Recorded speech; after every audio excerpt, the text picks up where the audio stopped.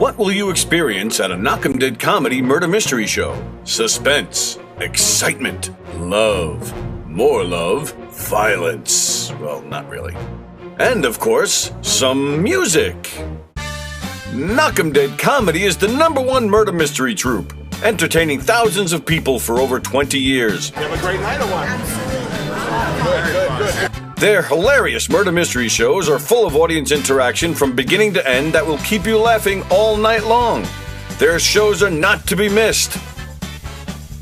Knock'em Dead Comedy's murder mystery themes include a mob show, a redneck wedding, a high school reunion, a family reunion with a luau theme, or your own custom show. Johnny, you have a good time tonight or what? Had an awesome time. All right.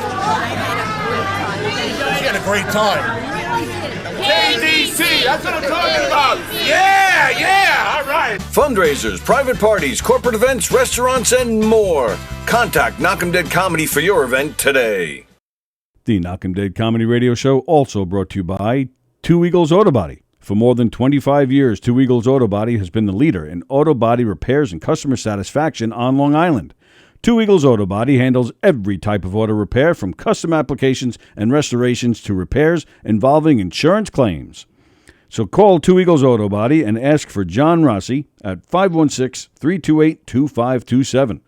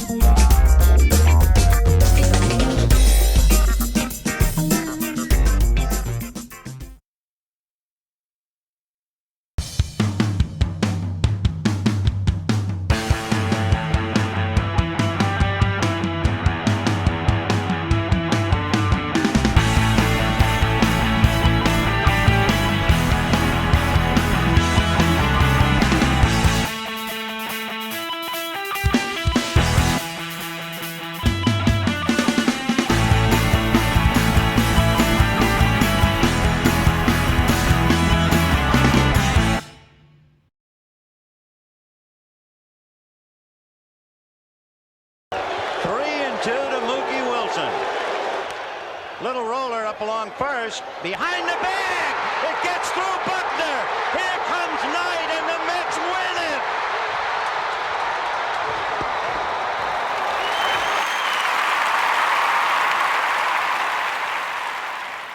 Hello, Tony. Mookie Wilson here, 1986 Mets. How you doing?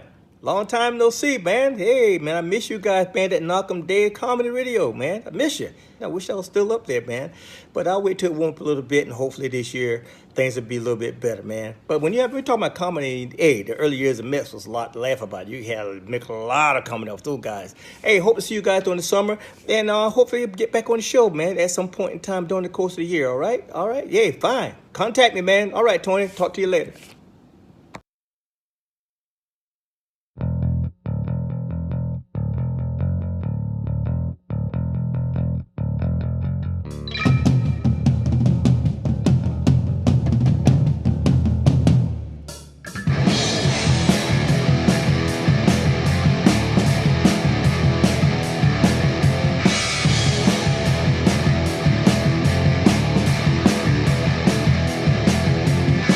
You wanna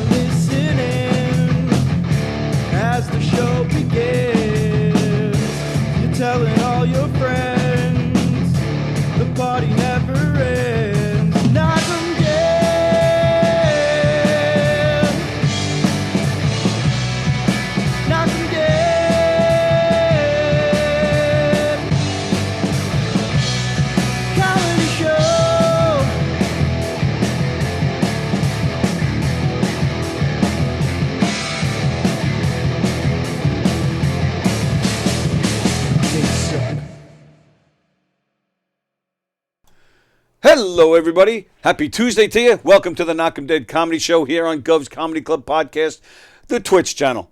Please follow the page and like the page and whatever they got to do on these pages. I have no idea.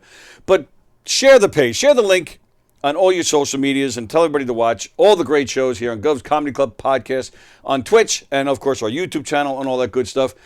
I am very excited. Meghan Hanley is here, ladies and gentlemen. Meghan Hanley is here. Oh my gosh! I feel that applause. I feel it through Twitch. I feel it's it a very YouTube. exciting applause. I feel That's it right. in person from myself. Well, and you know, I was just telling you that I'm excited you're here because we've been Facebook friends for a long time. Yes. I feel like I've known you for a long time, but this is the first time we're actually meeting in person. I know. I'm very excited about that.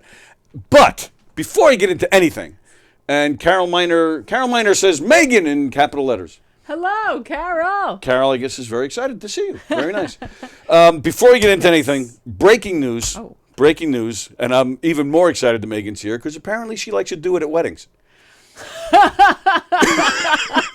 Okay, so here's what happened. Let's just clear this up right away. I'm so glad that I caught this when this happened. So I was getting ready to post a video yesterday, and the reels from my album, I had them all actually done by my label. So These were done months ago. I mean, I went through and proofread, even though they did the automatic type.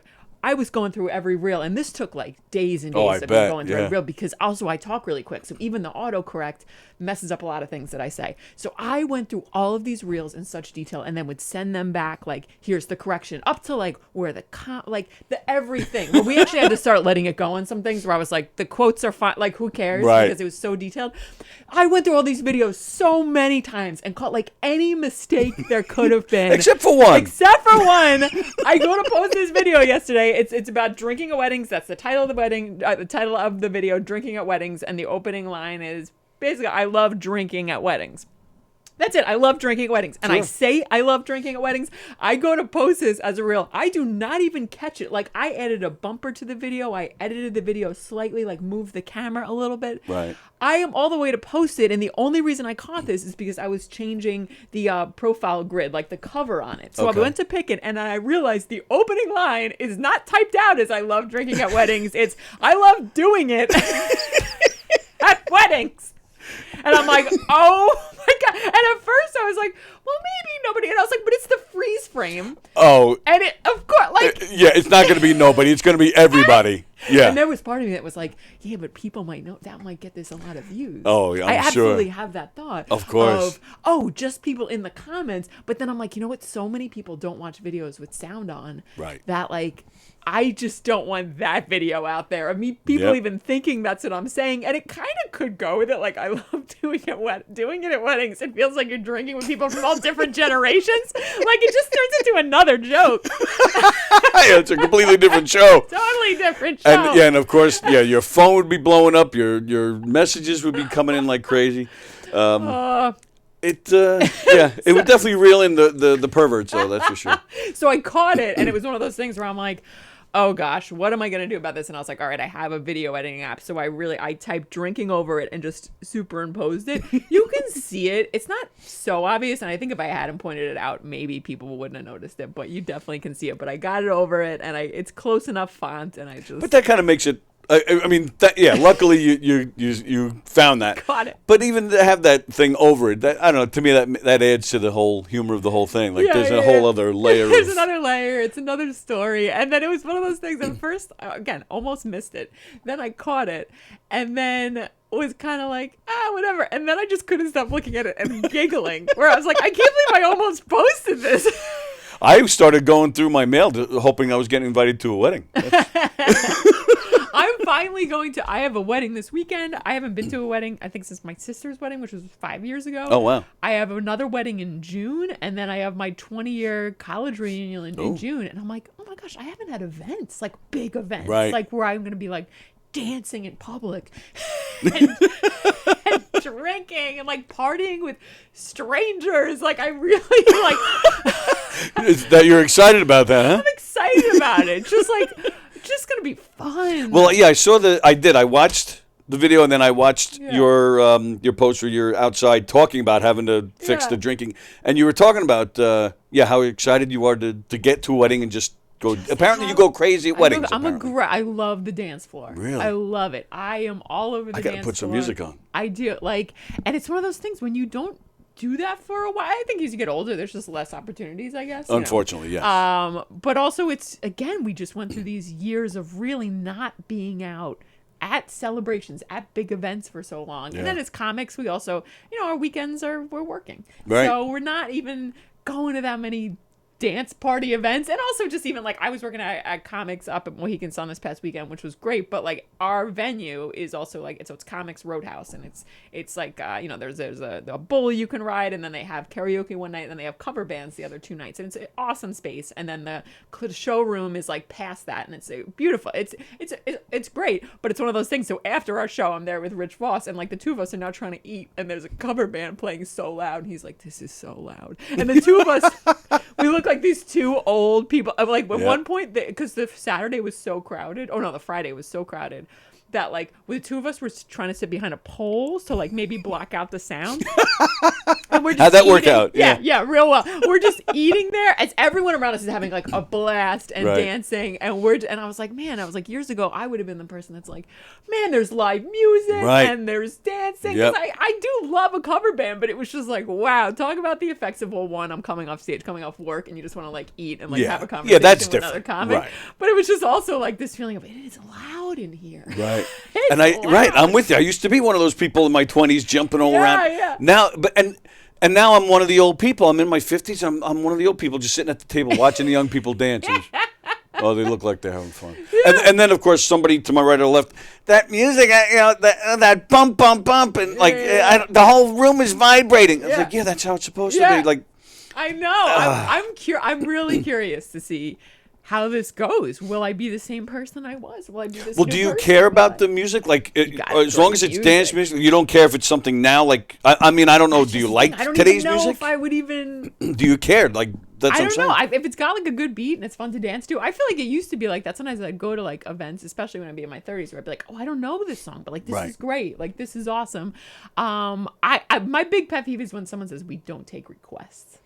That's a huge pet peeve. I believe they'll be taking requests because this wedding that I'm going to, Ashley Austin Morris, very funny comic, follow her very nice. online. So there's going to be a lot of comics at this wedding. Oh, that'll be the fun. after parties at New York Comedy Club. It's going to be a great thing. Oh, nice. Yeah. It's just going to be so much fun. Yeah. It's in the city, and on the invitation, which was all online, there was a space for requests. Oh, wow. Which I've never seen before. I'd never even heard of that. So I was like, wow. I love this. Because I love that anyone who's at a wedding can go, you know what song I'd like to hear? And then really you could go up and request it. What did you request? I don't know if I always request Prince's Let's Go Crazy. Nice. It's just a fun one. I know I requested more. I don't remember what it was. I think I definitely also requested What I Like About You. Nice. That's a fun, that's a great get one, you yes. going wedding and song. You're not being corny either. You're not it's kind of hands corny. up or the electric slide. Right, You're playing cool stuff. I like used to be one of those people when they would do songs like that. I'd purposely sit out yes. and be like, I'm not part. Yes. I actually get up here to creatively dance. Like I'm an artist at a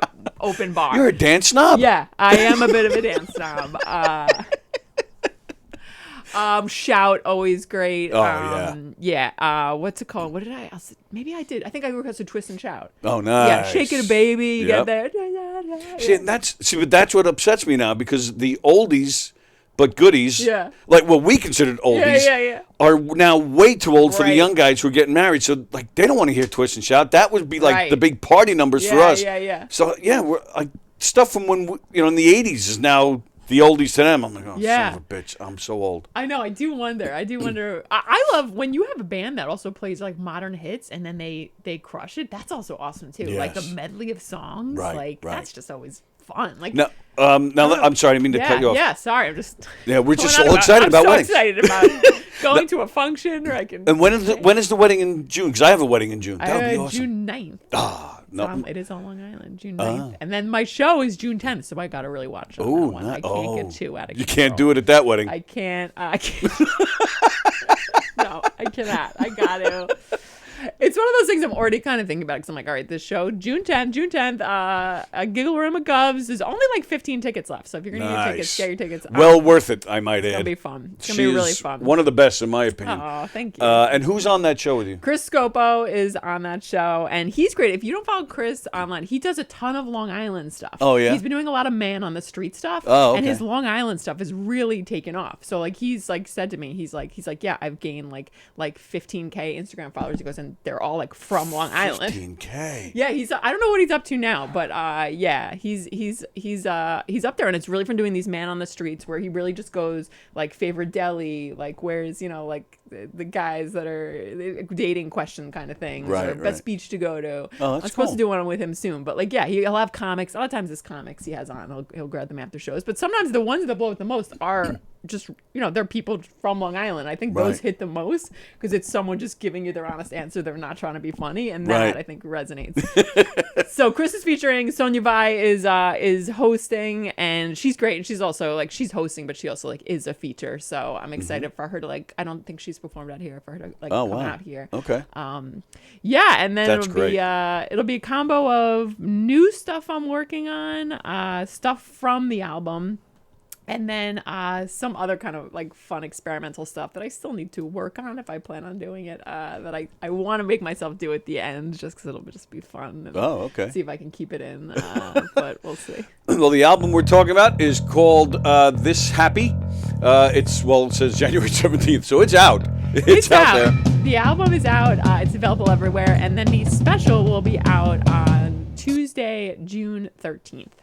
Free on YouTube. It actually wasn't shot as a special. I think just because I had never done an album, I was kind of overwhelmed with how that worked. And I think it was almost like 4 to 6 months behind in the sense that if I'd done it a few months later, I would have been in the mindset of, oh, we do a special. Like, this is what we do now. Right. Whereas I signed the contracts to do this in November 2021. So, and then we ended up doing it April 2022. And I just feel like so much has changed so quickly in the landscape. And I like to really be a step behind. Yeah, that's... and I delivered. I delivered on that. So it's coming out as a special on my YouTube. It is really just more great tape from a great show because everything that's on it was from the first show, which I recorded at 4:30 p.m. in the afternoon. Oh, wow. Because I know my fan base. It's people over the age of 60 and moms my age. Well, I actually did have that in my notes here. It was a great crowd. Watching, hearing watching the clips that you've already put out. Yeah, it's in here somewhere that it really was a great crowd. Yeah, it was the first show, and I think this happens to a lot of people's recordings is just like incredible because it is a lot of your friends and family, and they're so excited to come out and celebrate. And it became this celebration of my family who sat in the front row.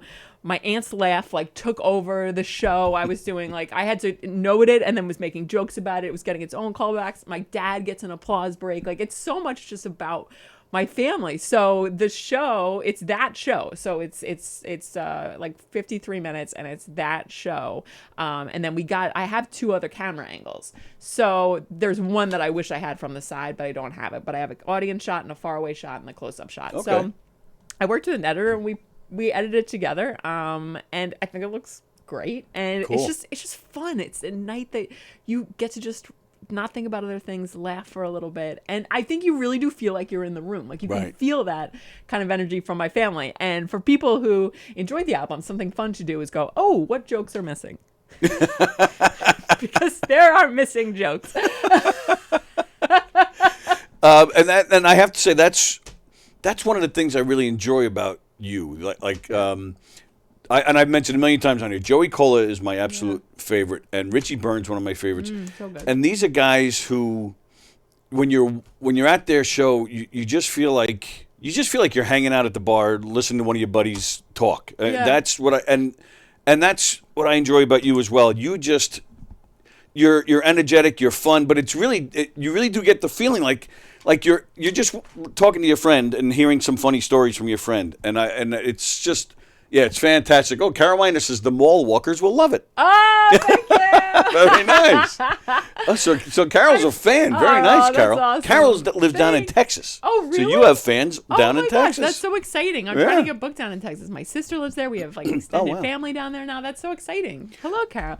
I tell you, I really appreciate that because I feel like what I really try to do is just be in the room. And that's what I love about comedies. You don't know what could happen, and I love that magic that can happen between an audience and the comic when everybody's kind of in sync and you don't really plan it and it just vibes. Yep, I'm with you. Like, that's the best. It's the best, and it's such a fine line because it really is. When that's all happening, some person could get out of line, like that's when you don't know. Like, it really, and that's what's fun about it. It really teeters on the comic being in control, everybody's being respectful, we're laughing, even if someone yells something out but it fits in the show.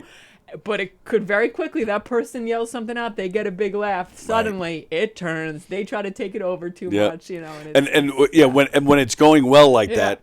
And then if someone yells something, you have like the perfect response back. Like there's no better feeling than being completely in the pocket like that. Yeah, it feels so good when you like come up with something and it hits. Right. And it's tough because it's awesome, but I think in the moment sometimes as a comics you don't get to enjoy it that much because it hits and you go, "What's next?" Right. Like they're still laughing, but you're already going, "What's next? Yep. What's the next moment?" And something I have to just start doing in general is like being kinder to myself, because I know when I'm in that moment and I'm talking to the crowd, but I also love my material and to work on material. Sure. And sometimes it just flows and it does go back and forth. And sometimes it's like you're all talking and then you kind of got to go into a set. And sometimes I do feel that energy shift where it's like, oh no, were they upset? I'm not talking to them anymore. Right. Now they have to listen. And then I just go, no, they're just taking a second. Like, also, you have things to say and jokes you worked on. This isn't... it's okay. I get thrown sometimes. You'll get... I don't want to say it's an older audience, because sometimes it's not. But sometimes you get an audience, like usually if it's like some kind of private gig or like a community of some sort. Yeah. And the energy is very low, and you're getting just giggles, and it's like, oh, what am I doing? Yeah. But when the show is over, they're praising you. So you just realize after a while, oh, that's just them. They're just not big, high energetic people. But it does it. I'm always hoping for the crazy out laugh, belly laughs, and so I'm not getting it. I'm like, oh shit, this is failing. Yeah. But then when the show's over, endless praise. You're like, oh, okay, so it went well. But during the show, it throws me off. Yes, and I feel like it's an easier thing to navigate, and this might sound weird if you're doing a long set. Mm-hmm. Because when you're doing the short sets, especially doing a 10-minute set, you start going, is it me? Is it them? What can I do to fix this? You become a little too, what do I do? Where you do a long set, you kind of go, well, I'm doing my set. And I'm going to do it. I'm going to be professional. I'm not going to be yelling at them, especially if it's in a setting where you're coming to them. Like they all know each other. Right. You're in essentially their house performing. Right. And you go, all right, I'm doing what I can, but I will just do my act. This is what part of it is. I'm a professional. I'll do my act. Those are kind of easier to navigate because you go, I see what this is. Let me do my act. When you're doing especially like a set where it's like in the city, all these like heavy hitters on the lineup, it's so hard not to just go, oh, like just do your thing. Instead, you're like, no, I have to. You do want to figure it out, but not to the point where that's all you're thinking about. Right. You go like, wait, you're still the professional. You still can deliver your lines. If they're not into it, they're not into it. And sometimes when you have that approach, they do come around because they're just getting in your rhythm. They're getting used to you. And other times they never do, and we all as a group go, what was that? Yeah, right, yes. Well, no, it's never happened to me. Do you the phone is ringing? It's a heckler. Yeah, you know what? Do you mind? Can we take it? Do you mind? Oh, we don't have to. I mean, all right, let's see what happens. I have a feeling I'm just going to hang up on it. Hello? You're on the air. Hello? Hello, this is DeMarcus calling from Green Energy. How are you doing today? Doing great, yeah. So much for that. Like I said, I was trying to tell her before we started just how unprofessional it is around here, and there you go. That's my proof right there. We're like, we must have a fan calling in, telemarketer. Yeah, which, truth be told, it's pretty much 50-50 between telemarketers and actual calls in here. Okay, interesting. Okay. Yeah, That's our fan base, telemarketers. Do you so now I forgot I was even going to ask, but I have my notes. Oh. So so let's see. This is great. This is typed out here. I feel yeah. like this is like a no syllabus for school. A syllabus for looks school. Very official. Yeah.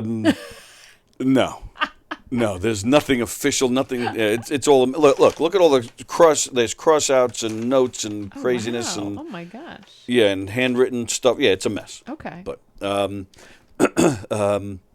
yeah. So you know what? All right. So So yeah. So the. Yes. What was it? June 10th. You said right. June 10th. June 10th. The album is out. Pick that up. You will not be disappointed.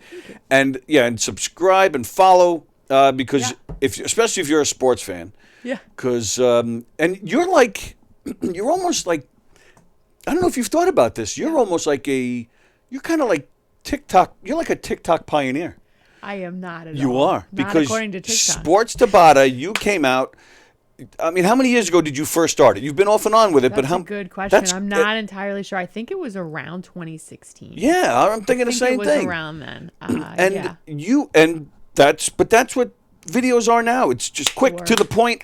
Boom, boom, boom, boom, and that's what Sports Tabata is. So can you write a letter to TikTok and let them know I should will. be credited with? Because they listen to me, so yeah, I'll let them know. Also, write a letter. How old are we? Could you write a letter? Yeah, exactly. Could you put something in the mail with some stamps? What is this? What? Sports Tabata was one of those things when I first started where Leah Bonema, I don't know if you know Leah, she's great, New York City comic, she's now out in LA. Oh. We were doing Laughing Skull Comedy Festival together, and she was like, you have to figure out a way. She's like, you're a big sports fan. Yeah. And you got to figure out a way to combine this with comedy and market yourself that way. Anything you can market yourself that people can go, that's the sports girl. That can lead to this. That can lead to that. It hasn't really led to anything. I mean, a few things. I've made a few appearances on some sports things. But it started out, what was great about it is I didn't know how to edit videos. I didn't know how to use iMovie at that time, which is what I was using. Right. So it's from doing it, I learned how to film and edit and produce and even just navigating uploading videos and what are the certain tags you're using, what's the kind of format you're using. That was kind of my start into it, which I really started out by using the camera on my computer, and it was now I look at it, it was like this old heavy Mac. Yes. That I had it still at the beginning of the pandemic. I had a DVD player on it. Like, it was so heavy. I still have that. Yeah. It's in my closet. But yeah, that's what it started on. It used to be a 2-minute show. So we kind of came up with, Tabata was the idea of like, let's make this quick. And Tabata is like high intensity interval training. And I'm like, let's take that. Let's put it in a sports show format, but it's comedy. So it's like a weekend update thing. Right. And I have the first one I did just, it used to be so campy in the very beginning. And it was just me the first few episodes. And then I involved guests for a while. Right. But I didn't have the bell in the beginning. I had something else. I think I was like hitting a glass. And instead of I didn't know how to do all the graphics when I first started, where you do like something I learned how to do, like the picture on picture and make it look like a professional thing. I didn't know how to do that. I taught myself how to do it. So initially I had pieces of paper I would hold, like it was so campy, where I would tell a joke and then it was like a piece of paper would get held up. And I recently, like a year ago, I went and found the original one because I just wanted to see what it looked like. And I was still making the same jokes about Sidney Crosby not being able to grow a mustache. It was still... Even in 2016, I was still making some of the same jokes.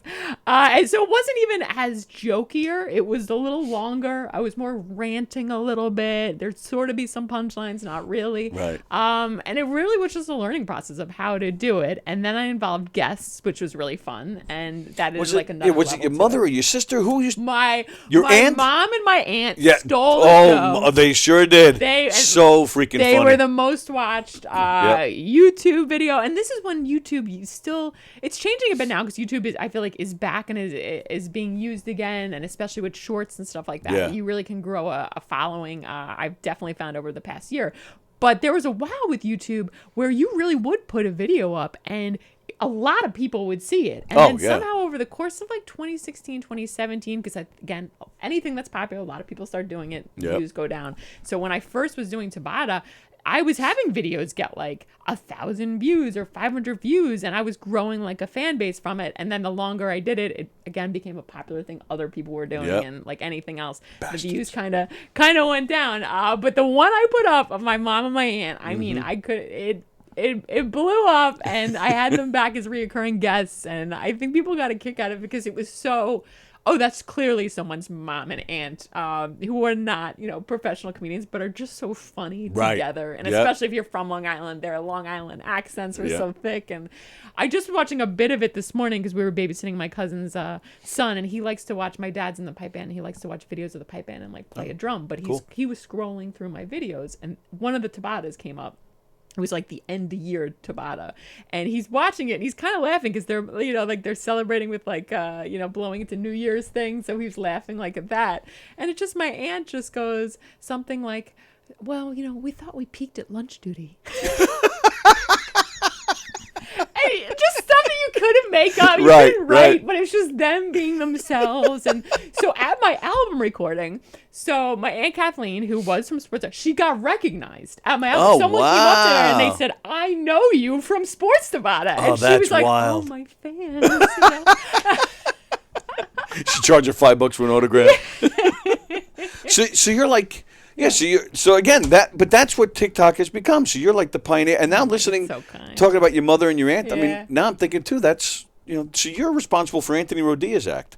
Are you familiar with Anthony? I don't know Anthony. No, yeah, he's a big comedian. He's traveling all over the country selling out, but most of his material is around his dad. He does a podcast, and his dad sits in on it, and his father is off the boat Italian. So a lot of sometimes they'll make fun of what he's trying to say, or he's not understanding, but. But you were doing it long before that. Just pioneer. None of it's taken off. None of it's taken off. And now Sports Tabata, I mean, now you have like green screen, and you're all fancy, professional looking now. It's become when I stopped doing it. I was doing it during whenever I do Tabata, it's because it comes out of frustration. It comes out of. It doesn't come out of like, oh my God. Like initially when I started doing it, it was like, how can I market myself? All right, I'll do this show. And then it grew into the 2-person show.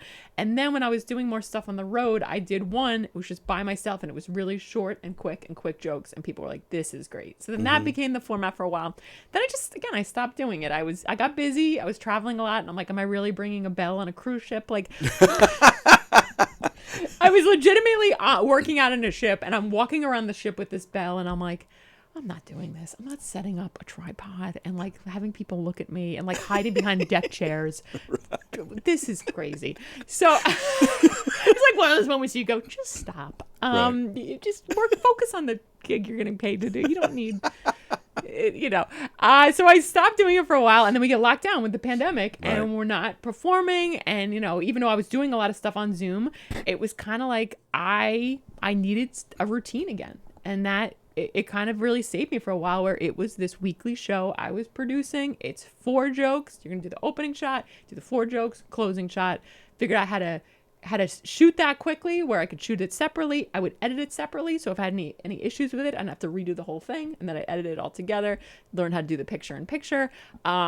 And then at a certain point, that changed because Reels became a thing. Right. So that kind of changed, where it was, again, your stuff could get out there, but now the format's changing again. So now it goes from being like, I got to relearn a new format. I was playing around with it, using more editing for Instagram. And then again, it was like, I was working on the album. I started to lose interest in it and was like, I want to focus on other things. I thought I'd be so busy I wouldn't have time for it. And then here we are again. I'm a little frustrated with things. I'm going like, how can I take control of my own career again? And I'm like, you know what I at least can do? I can produce and write it and edit and put out my own sports show every week. And it gives me joy again. Like I said, I sit there and sometimes I really crack myself up going, this is so silly. But it is, this is all interesting to me because same thing here. I run the studio and it's just me. So I'm planning my own show, but I'm also, I got to post for, all over social media for another show, and I got to, and it's a pain. Like you're talking, everything you're mentioning. Yeah. I wish it was only as quick as you're mentioning it. I mean, we're talking hours and hours of work here. Yeah. It ends up being so much. Even when now when I decided to bring Tabata back, because I was like, how am I going to do this? How do I make this fit for Reels? And I was like, okay, come up with something that will be your green screen. This will be your backdrop, and you can film it anywhere. You just gotta have the bell with you, have a tripod with you, and it does help if I have a green screen, just so you don't. Right. It's still, even with the green screen feature on Instagram, you still do fade in and out a little bit, but at least you don't see what's like really behind me. Sure. Which I tried to do without the green screen one day, and all of a sudden I was like, you can see my books. Like, it was just books in a pile, but they were coming in out of the shot, and I'm like, put the green screen up so you don't see that. Right, it's little things like that people don't that realize. that you It's do it, you go, crazy. I'm done with this, and you go, ah. And then with the captions, I was like, you know what, I'm not going to caption it myself. I'm going to use the Instagram auto ones. And the first episode I went to do, it didn't work with something I said. It just wouldn't come up, and I was like, gotta be kidding me. I'm gonna have to auto do these myself. Right. But it does look better. I think when you actually really do the captions, I think they look better. When you say do it yourself, you mean like you're actually typing I it do out? it on an app. Yeah, I actually Oh, my am typing it out. goodness. But I do a lot of it on my phone. So I use Splice to edit initially, and then I use Video Shop to add in the words. But it just becomes like anything else. It becomes like a repetition thing. Yeah. And something about on your phone, like we're so used to texting and sending emails. It's just like, boom, okay, edit, add the link, and these are It's like short. you're dancing over here. Yeah. Getting ready for that wedding. Yeah. And these are short, so it does help that even if I'm behind on it, if I forgot it filmed, and even if I have gigs that night, I go, all right, at least you have basically six shorts you're putting together. If you can do 3 of them before you go to bed, you can finish the other 3 in the morning and then add it together. Goodness. And then it's the posting, because now you're posting it on Instagram. I always do first, then I go Facebook, then I go TikTok. YouTube I do better in the evening. Sometimes I wait. And then I have 2 Facebook pages. I have my like comedy page, and then I have it was my personal page, but that's also now the digital creator page. So I post in the 2 things because the digital creator page has a pretty big following. Because I started doing Reel. It's the only thing I've ever been in on, like, ahead of people. Nice. It's the first thing, and it really does make that difference when you see somebody with a bigger following. Sometimes it really is they got in on something when it was starting. Yes. I was posting Reels to Instagram. I was posting videos to Facebook. Last May, I started doing like 2 a week, and it really did help me. And at some point, I don't know, it was like I noticed, oh wait, Facebook's doing Reels? And this was like July of last year. Right. So I switched everything over to Reels, put the old stuff up, and I had a few videos get like in the millions, and I have like 25K followers, but I really Wow. feel like the initial 20K like came from the beginning. Right. And now since it's not really growing, but I know that hit came from I was into something at the right time before everybody was doing it. That's the Nice. only thing. I called it. You're a pioneer. But all that time, it takes so much time. Oh my God, it's crazy. It's a lot of time. I mean, just to put together. I mean, Richie Byrne and Mark Riccadonna Yeah. are doing a show in here. In fact, Oh, they're that's gonna so great. They're going to be in here. Well, Richie will be in here later. I got to talk to them. I haven't seen them in so long. Oh, all right, yes. Yeah. We're on until 12:30. He's doing his show at 1. So Okay, maybe I'll see it. Yeah, he'll probably. If I don't see her, I'm going to message both of you. Like he's watching. They're great. Yeah. But yeah, Mark. For those of you who don't know, Mark is like he's just awful. He's a horrible human being. No, but I'm joking. But he's been suggesting, hey, you know, when you put out, because I've been putting out short videos to promote. We've been recording it, and we're going to show the first one this Monday. So we've been promoting it. But it takes me, because I'm stupid, it takes me so much time to put just a minute video together. And then Mark is like, yeah, well, you need the captions too, you know. I'm like. Yeah, it's a lot. And I've also been editing their show. I mean, and their shows are an hour. Yeah, it's a lot. So it's like, again, because I'm not versed in this stuff. Yeah. I mean, we're talking anywhere from 3 to 5 hours per episode that I'm editing. I'm like, I'm ready to go nuts. Yeah. And then that's a lot. It's insane, man.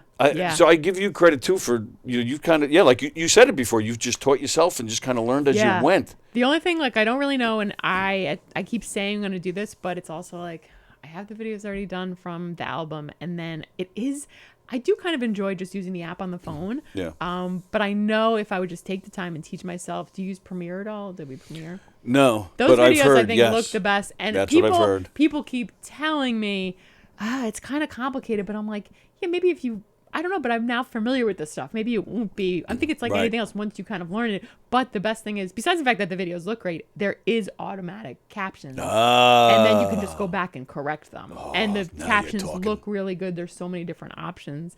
So it's like this is where I have to navigate to. And I'm sure also within that system, say you're posting something as a reel, then you want to switch it to a different file format. Sure. I think you can just do that in there or instead of redoing it kind of thing.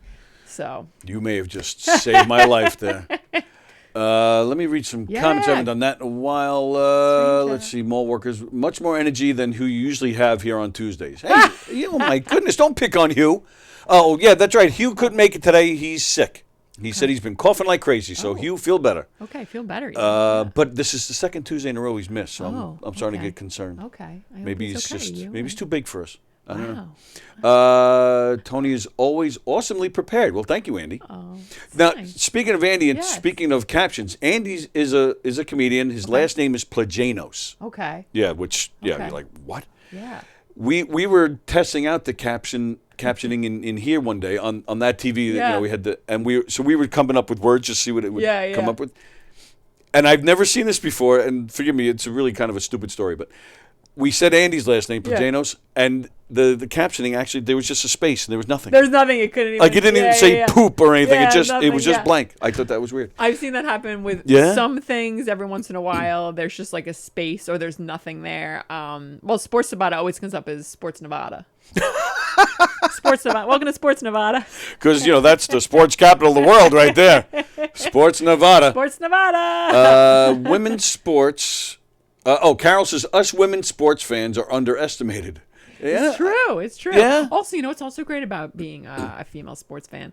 You actually don't even have to know that much. You just have to know a little bit and just know some of the key players. And people are like, "Oh my gosh, you know so much," and you're like, "Sure." Hey, I'm going to tell you from, a fat, sloppy 50-something-year-old, us all guys, they love, and Carol's there too, gorgeous women who know sports.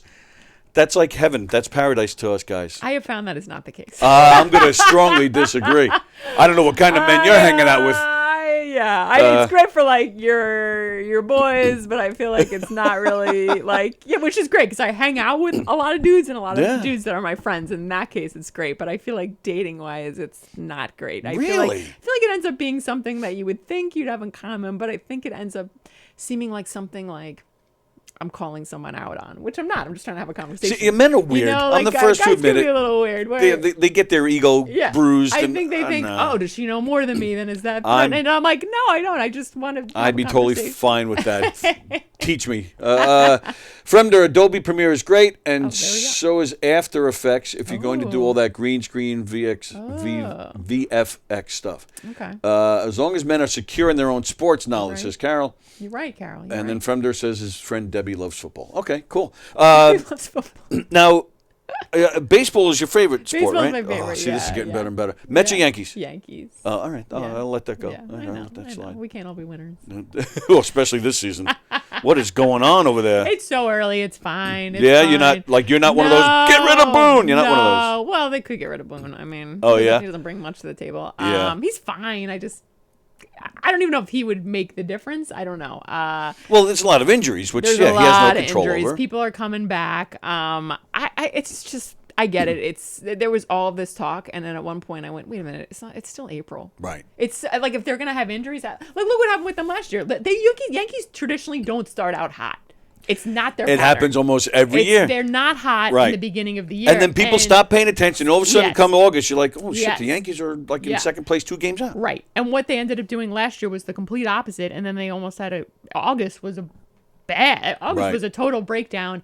And then September was incredible. But I think it's one of those things like, with Aaron Judge, which was awesome, is when you have anybody who breaks, whether it's a team or an individual breaks a record, you're done for the playoffs. I don't think. Yes, I agree. I don't think you can keep up with the adrenaline. Right. You're going through your own playoff for a month, really. You're battling history, and there's nothing you can do about it because you want it to happen. Right. But we just saw with the Boston Bruins. They lost 12 games all year, and a friend of mine from Boston, John Fish, very funny comic, I saw him like 2 days before the game, and they got eliminated, and he goes, Bruins, you think they're winning the cup? And without hesitation, I was like, no. And he goes, no, really? I go, it's not that they're not one of the best teams. I was like, it's so difficult to do. I mean, it happened with Golden State. When Golden State broke the record that year. They almost won, but then they didn't. It's so hard to keep that up. Yep, I agree. And again, it's such a tough situation because if you're the team that's going to break a record with the fewest losses, all you want to do is win. You can't throw games. So you have to keep pushing past it. You want to break that record, but I think with the Yankees, it was incredible to see them in September because I feel like when they realized the pressure was on Judge, they came together as a team in a way I hadn't really seen. Oh, really? Yeah, I didn't notice that. Tell me. All the other guys just started coming up, like where Judge, was dealing with the pressure of the home run, and where he sometimes wasn't able to get the hit, which I get. I mean, of course. I can't imagine the weight and the eyes on him and all that stuff.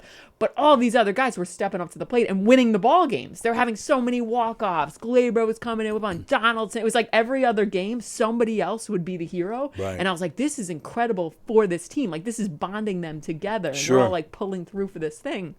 But it's usually something like that does get you to the playoffs, too. When you have that kind of, when everybody's contributing. Yeah. And I'm not disagreeing with what you're saying. Yeah. I do agree. But And I think maybe if it was something, which again we could end up seeing again this year, if it's something where they're just in the chase for the playoffs, then you can carry the momentum right into the playoffs. But this was like this other thing, and it's just and that's actually why I'm happy for him and I was rooting for him, but at the same time, because I was thinking the same thing, it's taking too much from the team, and you're almost forgetting about there's a postseason. You're almost forgetting about that because home runs. And while him chasing it was great and exciting, but a home run doesn't mean a W. No, it doesn't mean you're going to get to the postseason. Yeah. But then you have someone who's hitting for average. That means they're driving RBIs and probably you're getting more W's that way. Which is why last year was better for the Mets because Jeff McNeil had won the batting crown. So So the Mets were more exciting last year. That's what I'm trying to tell you. So exciting. The Mets are so exciting. They're a great team. I know you meant it. I was trying to pick on you. I mean it. I mean, I don't know if you know this, but the Mets do have a quiet section in their stadium. It's called October. If the whole season was just April, the Mets would win every year, baby. The Mets are the best. I think it is a factor. They're like the best April team in baseball. Yes. They have one of the best opening day records in baseball. Yes. Yankees are like the opposite. I think the Yankees did win an opening day, and I was like, like. So those guys over in oh my gosh, Queens when the Rays were on their streak, I was like, keep it going. I was like, let's burn these guys out. I hope they have an incredible first half. Again, good luck keeping that up. Like it's really tough. Like also Florida. Too many championships coming out of Florida. The NHL. Who knew that? I know. All these great teams in Florida. They're all retired down there. I don't think so. Yeah, maybe that's it. Yeah. But Jano says Yankee. She's perfect. All right. So, see, we have this guy Andrew Fremder. He watches every day. Okay. He's one who said before his friend Debbie loves football. Okay. He followed it up with her favorite team is Dallas. Okay. This is the kind of level of jokes we get from Andrew Fremder. Well, no, I saw in the Debbie Loves Football. In my mind, I thought. Oh, you did? You already put it together? I thought, was that a follow-up to, a sequel to? But I thought, we'll just let that go. But thank you for reminding us. We could. We do. We try to let it go. Yeah. This is, and I remind him, this is why he's at home watching, and this is why you get to go up on a stage. It's a Tuesday afternoon. Easy. Exactly. All right, so favorite Yankee? Oh, ever. I don't really do that. You don't do that? No, I don't really have. Why, does it change? I don't know. Yes. Yeah, okay. I don't know. I've really sense. never been all right, favorite all-time favorite era of the Yankees. No, I don't. You don't do that either. You don't do anything favorite era. Did you say? Oh, of course, it's like the Jeter era. I mean, that was the greatest. Yeah. I mean, did you watch his doc? That was incredible. So incredible. Yes. And also because it just takes you back to that time. Yeah. In your life, and I think that was part of it too. It's like I was born in '81, so all of a sudden I'm like I'm in high school and like the Yankees are getting good again, and then I get to college and I went to Fordham in the Bronx. I'm like in the Bronx, like. We ended up going like with new friends I had just made. We ended up at a playoff game against Texas, the wild card game. So we were to be so close to that while it was happening. It was just so incredible. Like it felt like my own coming of age story. I was like, oh my gosh, and bringing back all of those memories, and those teams were so good. Oh my God, the '98 team that like Scott Brocious was the MVP of the World Series in '98. That's when you really like such a great team. When we got locked down during the pandemic and it was like there was no sports. There was something. I was still doing the Netflix DVD. Like I was, I think, the only person still ordering DVDs from Netflix. As I said, we have a DVD player and I have my computer one. And there was a Yankee series that you can order, and it's the 96. Actually, no, it's the Yankee collection. So it's a game from each of those years. There's a game from 96, game from 98, 99, 2000. And the 96 game, which now, of course, I'm blanking on, I think it's game... no, you know what? I can't remember it. But it's just like this. You look at the team and you go, I forgot all these guys were on this team. Sure. You know, and you forget the role of all these like veteran players that came together, and then how like Jeter, you know, and Matt, they're so new. Right. They're so young, to look at him back there, he's such a baby. And you see Girardi is catching, like Posada's like the backup, you know, like right. You just go, oh man, like it was just really Jim Learett's like coming through against the Padre, like just stuff that I kind of forgot. Charlie Hayes, you know, it was just It was Charlie, just real, he was a great third baseman. Third baseman, got that final out in '96, and it was just really cool to see. You know, Darryl Strawberry was on those teams, you know, and it was really cool. I could have done without Boggs. Why? I got so turned off in '86. He cried like a baby after the Mets whipped his ass. So he doesn't fight. He doesn't, try to help his team. He just, deflects and goes to New York, and then he's on the horse. People like he's the first one to ever win a ring. Like, get out of here. People get so angry about the horse. Yeah, I thought it was. I don't know. In my mind, I thought it was like great because I didn't remember like him from the Boston days, and I remember my dad being like, "That's Wade Boggs," and he's got 3,000 hits and all this stuff. And I thought it was quite hilarious. Like this dude is on a horse, and it's. Yeah, but those were very exciting teams. Yeah, Buck Showalter should have. I feel he should have been given a ring because he put those teams together. Oh my God, Torrey just inherited it. Yeah, he did. Showalter, I felt bad that he didn't get a ring, and I do feel bad that Mattingly never got a ring. I don't feel bad about that. You don't feel bad about it? Most overrated player in baseball. Get out of here, Donnie. Megan's gonna beat me up. Come on, love Donnie Baseball, but it's one of those things that you go. They got Tino, so maybe like if he stayed, maybe Tino, maybe they don't win that World Series. Like so many things could have went different. Right. And that Yankee Collection DVD, do they have the game where they all beat the shit out of Benitez? I don't think that was in the playoffs. No, it wasn't the playoffs. So it was just playoff games? Yeah. It's like a game from each of the years. Oh, you said that. Sorry. Yeah, no, sorry. yeah. Or maybe even more. I feel like it's like 7 games or something. I don't remember all of it, but I just remember the first one, which now, of course, I'm saying I remember it and can't remember which game it is. But I know they have the Braves series. Maybe it is the World Series against the Braves. I think it's game 3. And it's like this incredible game where they end up winning like 8-6 or like it goes back and forth and you're watching it going, what does happen? Right. Yes. Like what? I do the same thing. I'll watch. I think I have some games from '86 with the Mets. I have a similar DVD package, and same thing. I'm like on the edge of my seat. Meanwhile, it's 40 years ago. I know what happened, but I'm still all excited about it. So I had like that Yankee thing, and I would have it on, and we watched that, and we're watching some other things. And then both my roommates are Mets fans, so one day we go, let's watch the '86. Let's watch the Buckner game. Mm-hmm. Which, I never watched the full game before. Oh, wow. Talk about a guy that really gets blamed for something that did not blow the whole series. Like, there were so many opportunities. Yes, he makes that play, they win. But, like, there were so many opportunities that you go, oh, come on, Boston. And it's really not his fault. It was the manager that left him in there. Yeah, it's just... And then, even if you watch closely... He gets the glove on the ball. Yeah. It's like the webbing, something happened with the glove. Something's loose there, and the ball just goes right through. It's one of those things where you just go, that wasn't obviously a great play, but that wasn't it. No. The Mets didn't win the World Series on that. Well, true. But like that it took the wind out of their sails. Yeah. For even Game 7, people forget Boston was up 3-0 at one point. Yes, they had so many. But still, but the wind was still out of their sails after that Buckner play, and you just knew the Mets were going to win that Game 7. Yeah, you just knew it. Well, what was interesting? So we go and we're watching, and it was like, so we're watching stuff from like '96, which already looking back on it, you go, oh my gosh, look at how things are shot. As far as cameras. And then we're watching '86, and we're like, wait a minute, this is a World Series game, and Boston could win the World Series for the first time since 1916, and 1918, and the energy of the broadcasters was so poor. Like, it was so lame, and the video footage was so bad, and we're like, oh my gosh, like baseball's come. They thought baseball was like boring now. Like Right. it has come a long way. Like this is such an exciting game, and you don't feel it at all. No, not at all.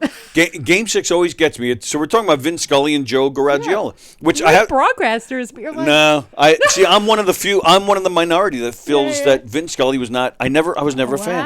Wow. Fordham grad, so I can't. Oh, is that right? Oh, okay. But no, and I will say I met Joe Garagiola once. Yeah. Probably one of the meanest sons of bitches I've ever met in my wow. life. Really, just a nasty prick. But so you watch Game 6 and you hear Scully, and to me, if you listen, gets past Buckner. Here comes Knight, and the Mets win it. He sounds like he's like so mad. If you listen close, the way he says it, and the Mets win it, like he's mad about it. And I'm just sitting there like, where's Ralph Kiner getting all the names wrong? Right. Like, where are the Mets? This is such an exciting moment, Right, no right. matter what, and it's Oh, not. yeah. It's interesting. I feel like I want to go back and watch it again. But we were watching it, and we were like, this is so boring. And we're like, this should be. This is an iconic game. We're like, no wonder they only show like a clip on TV. We're like, oh my gosh. Yeah, it is. But all of TV was like that, not just sports. Yeah. Oh, totally. But all right, but let me, and I'll make the connection Yeah. here in a second. Have you ever watched Curb Your Enthusiasm? Yes, of course. Did you see the episode with Buckner? I must have. I can't remember. I watched it so long ago. I can't It's remember. classic, and in my opinion, he totally redeems himself. Okay. So the episode is Buckner and Mookie are doing a card signing together, and Larry's manager is supposedly a big Buckner fan. Okay. So Larry gets a ball signed. He gets talking to Buckner, and they become friends, and they go out to lunch. And it's so funny. Oh, you remember this now? No, keep It's going, coming back keep to going, keep going. So Larry convinces Bill Buckner to actually come to the manager's house.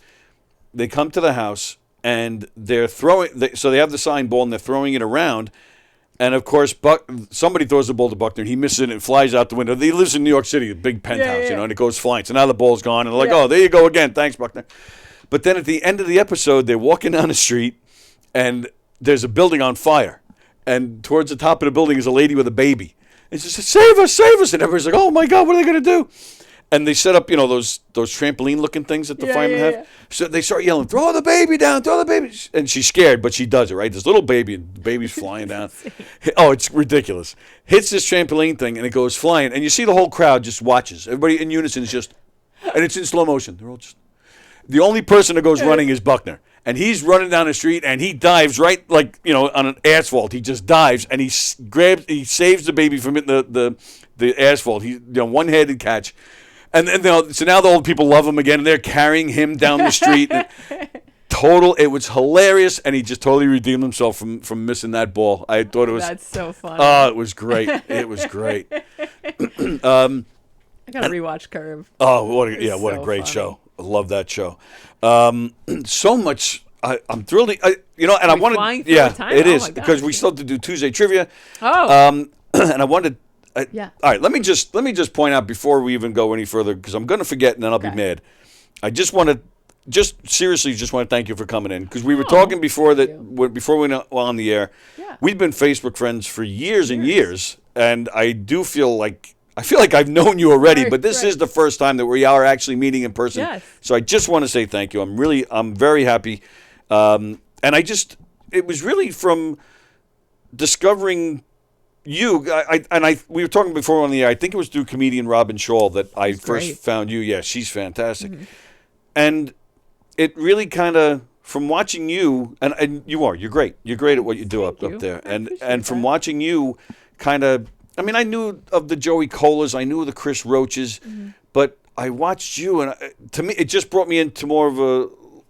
You, in my opinion, are just as funny as those guys, but it did lead me to checking out the local scene, and there's a lot of great comedians.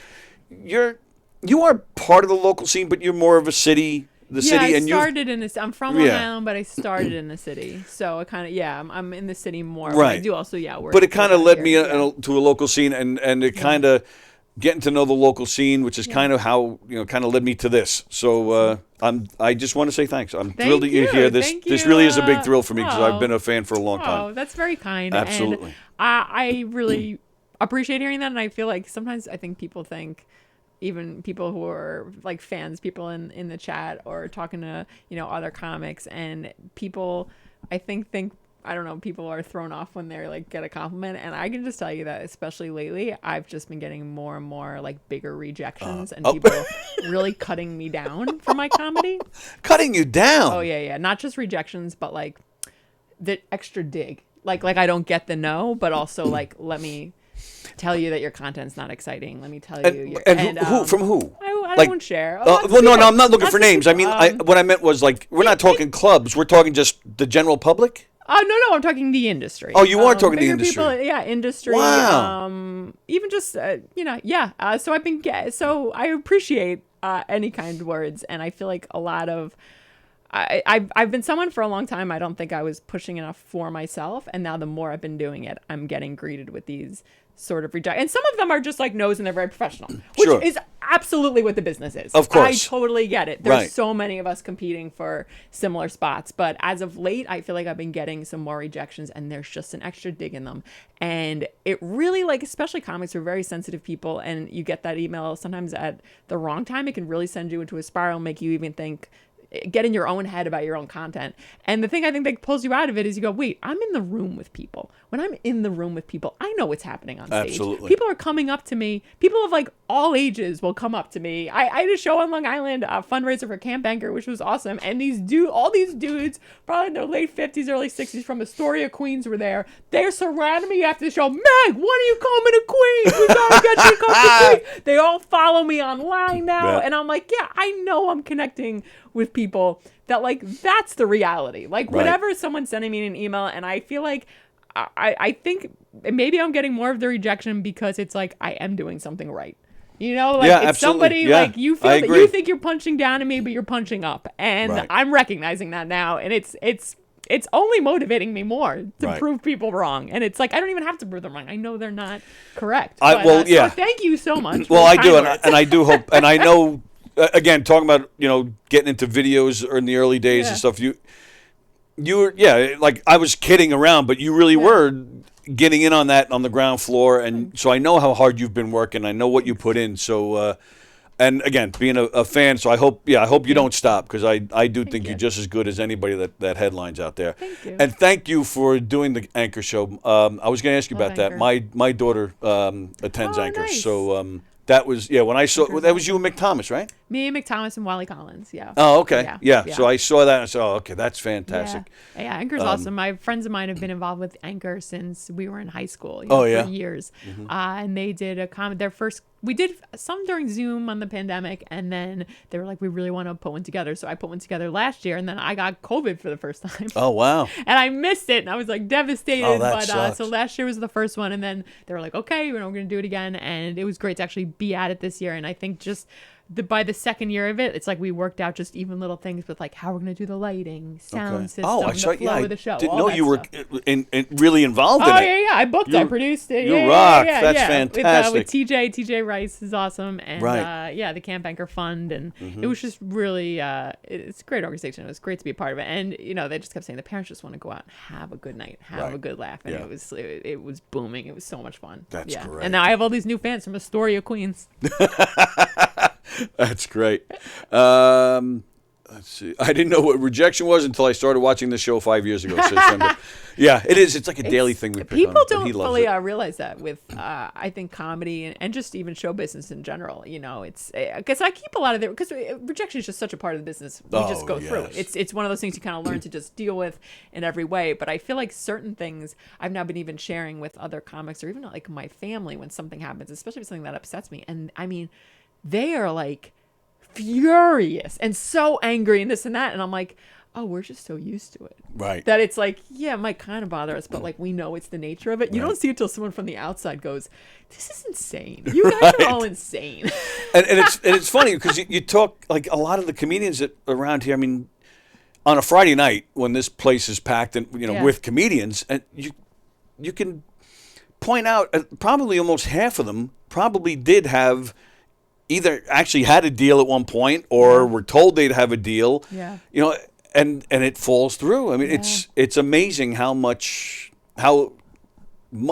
of them just. There's so much of it that you realize really is out of your control too. Right. And it really doesn't even, so much of it really doesn't have to do with how funny you are. And Right, exactly. kind of just keeping in mind, just keep like working on what you're doing and just surrounding yourself by people that Right. are the right people for you, and then just keep working on yourself, working on your comedy, and just keep believing that, and also keep working on your act. I mean, it's Well, one of those right. things. There's also plenty of people that aren't great and are like, everyone's rejecting. You're like, well, you've been doing this about a year. Take some time. Right. Make sure you're listening to your sets. But there is something about, like, if you are someone who's just so confident, even if you're bombing, some people gravitate towards you. Right. And I feel like that's a lesson for like every comic to take with them. Like, really, like, whatever you're performing, really believe in it. Right. Because when that's happening, the audience feels that, and Right. they will come to you. The business will come to That's you. Like, it will all, right. it will all gravitate towards you. The more secure you are in what you're doing. It's not just a matter of going up there and Yeah. telling a joke. Yeah, it's Yeah. the confidence. You got to sell it, no matter how good or bad you think it is. Yeah.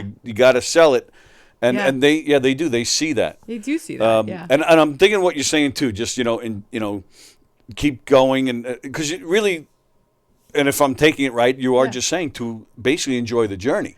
You have to, because Right. it's, I mean, I started doing this when I was 19. Wow. You know, I'm like 42, so it'd be 23 years in June. Good for you. And though.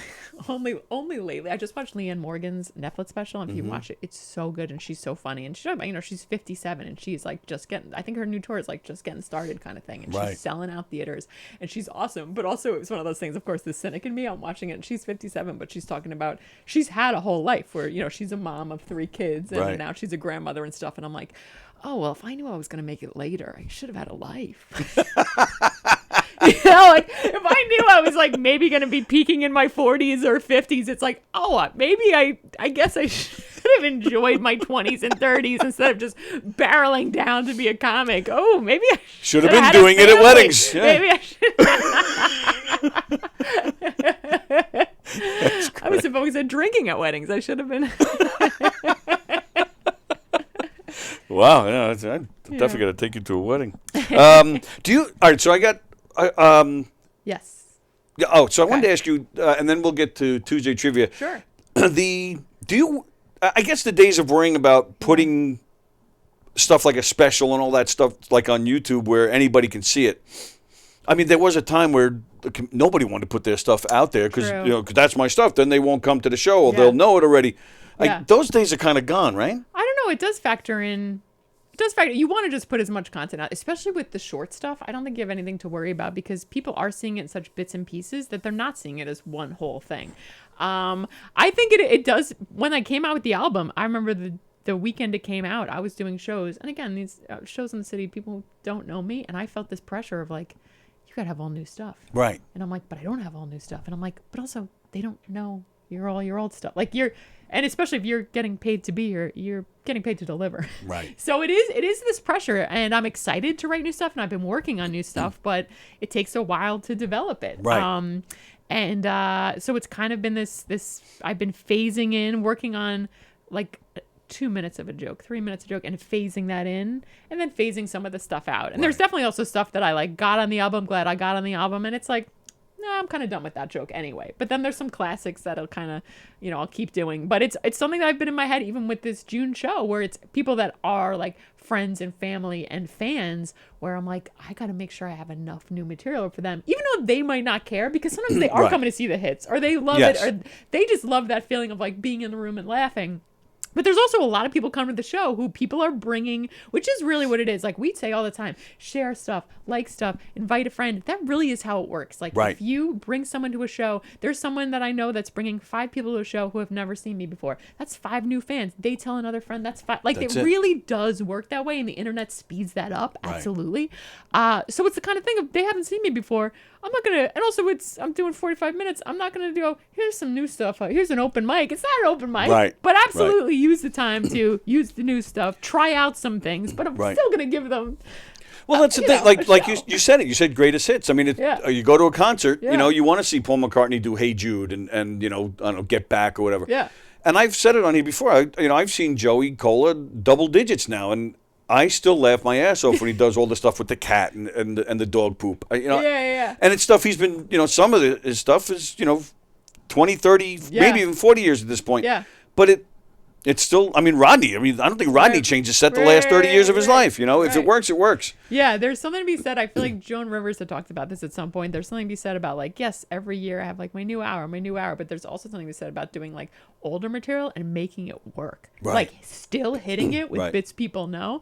You know, and I think both are things to be worked on. Like obviously I would love to say, come see me June 10th for my new hour. Like I want that to be a reality. Sure. It's not here yet, but I'm working towards that. And I'm hoping, you know, to get that going, that by the next time I have a show, people come and there's like another 20 new minutes, then a 30 minutes, then a 40 minutes. But just knowing how even I work, I feel like it's gonna take a while. It takes me a lot of reps of getting things in and then tweaking from the stage. Because you can write all you want, but till you hear the hits, you're out there, till you hear the cadence, till you get comfortable with it. And then there's a whole new thing not a whole new thing, but there's a whole thing with jokes that it's sped up. It used to take me sometimes 6 months. I feel like now it's sped up just from getting on stage more, where it's trying out the new joke, seeing it works. But then those next couple months when you know it works, it gets so much better because you can sit in it.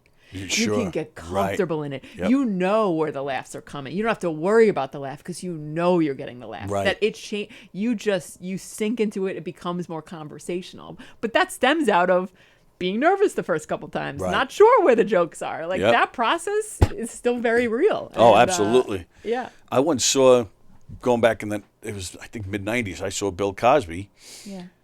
And it's funny you mentioned Joan Rivers. She was actually in the audience. But he was trying all new stuff, and I fell asleep. I actually. wow. Yeah. But then the last 20 to 30 minutes, he did the dentist, and he brought out all these other bits, and we've all heard it hundreds of times, but we were still roaring in laughter. Yeah. But I remember walking out of it like, damn, new stuff, Bill. Didn't work. Sons of bitches. If you've gone from a chill person to more confident and take no shit, people are going to not like it, and they'll push back. But thank you, Vicky, for that. But that's but then you get other people who kind of follow along and support. Does that make sense? Yeah. Maybe Bill drugged you. That's why I fell asleep. Yeah, that could be. Oh, boy. I don't think I fit his criteria. All right. So with that, ladies and gentlemen, it is time. All right, let me remind you once again, June 10th, there's 15 tickets left. Go see Meghan Hanley in the Giga Room. She's not in this club as even close to enough or as much as she should be, in my opinion. So make sure you get here to see her. Kind. She's I love fantastic. this club. I love working out here. It is a great and, place. And she's a Long Islander. It's a home gig. Yeah. I love being out here, and it's gonna be a lot of fun.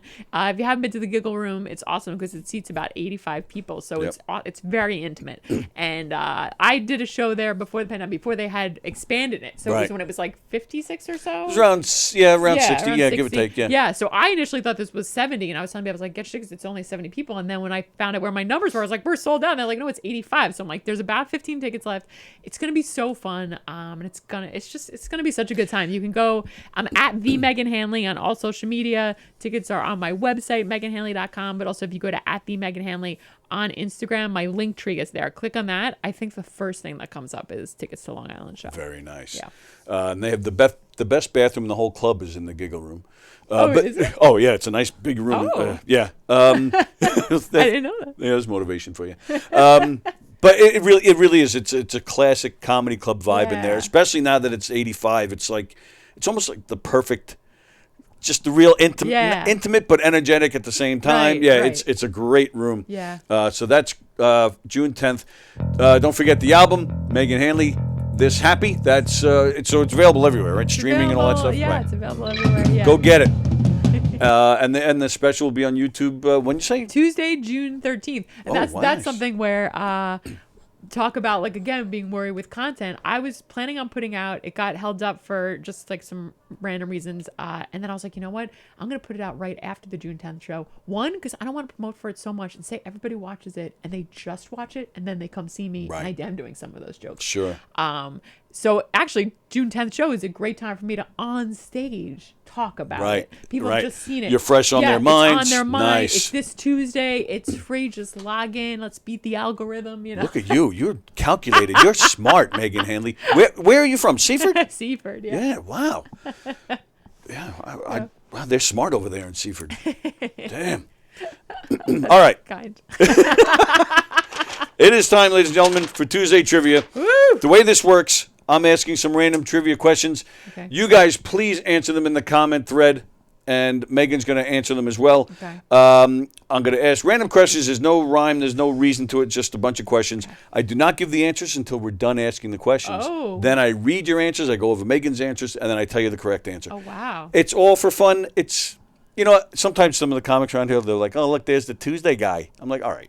I know it's hacky, but our viewers love it. I've been doing it almost since we started this show. Fun. It is. It's fun. So, yeah. It's so gonna be embarrassing, but it's fun. Yeah, oh, yeah. Well, that's the whole point, because we all get the answers wrong, and it gives me an opportunity to make fun of you guys. Oh, boy. So, yeah, there's no prizes, no nothing. We're just having fun. Okay. All right. And our viewers really do get into it. And Okay. Carol had to leave. Carol! Carol loves Tuesday Trivia. Oh, all right. Well, Carol, she said she's got a client. Love today. Have a great show. All right. Carol, make sure you watch the trivia another time. Andy Plagano, smarter than Hicksville? Yes, Seaford is smarter than Hicksville. Andy hosts the show with me on Fridays, and he's from out east, and I bring up Hicksville all the time, and he hates it. Yeah, because that's where I grew up. So, but I did live in Seaford for 20 years. It's very similar. It's No, it's not. same thing. No, Seaford is the Seaford, Wantor, Massapequa, like Belmore, they're in a higher level than Hicksville. Wow, Absolutely. I had no idea. But we have Billy Joel, so. He's Hicksville. I thought he was Levittown. No, he's Hicksville. Oh. Class of interesting. 67. Whoa. And it's his birthday today. Oh, happy birthday, Happy Billy. birthday, Billy Joel. Do you know him? I'm kidding. Oh, keep Oh, going. sorry, we don't want to copyright thing. Oh, I just wanted to I hear you will say sing. That was my awesome. my cousin's wedding. So it's like, okay, everyone, please be seated. We're about to serve dinner. The band plays Downeaster Alexa. Not knowing you're playing it on Long Island. We all start. Like it got so out of control. Like everyone started migrating to the dance floor, and then we all were singing and swaying, and then it ends, and the guy singing, he goes, "I did not expect that." I told to a friend of mine, I go, "It was incredible." She goes, "Megan, aren't there whale sounds in that?" I was like, "Yes, we were the whale sounds." Who would even play that at a wedding? I can't sell no stripers. Oh, nice. You know the words. Oh, yeah. I like it. You really got to feel that fisherman vibe. You know? It's, woo. Man, I can't wait to go to that wedding. Swordfish and eels. You should have put that in your request card there. Oh, you're right. Wait, I might have. I think I did, actually. I did. I think that was the 3 songs. Prince, Let's Go Crazy, Beatles, Twist and Shout, Downeaster Alexa. And, imagine the guy who's reading those things. What? He's like, someone knows how to party. He's calling the band. We got to learn the Downeaster Alexa. They're like, what? That's great. So, yeah, happy birthday, Billy Joel. Great so, absolutely. Well, does he have a bad album?